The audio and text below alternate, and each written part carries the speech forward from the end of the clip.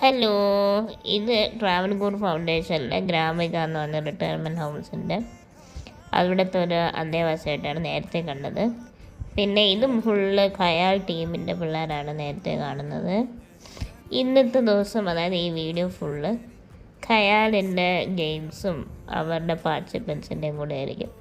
ഒരു 50+ ഉള്ള ആൾക്കാർക്കുള്ള ഒരു ക്രിയേഷൻ പോലെ പാട്ട്, ഡാൻസ്, കവിത, കഥ എല്ലാം ഉണ്ട്.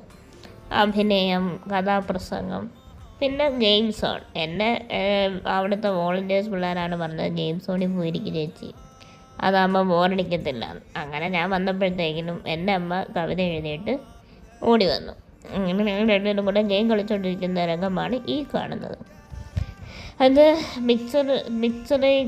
പിക്ചറൈക്ക അങ്ങനെ ഒരു ഗെയിമാണ് കേട്ടോ.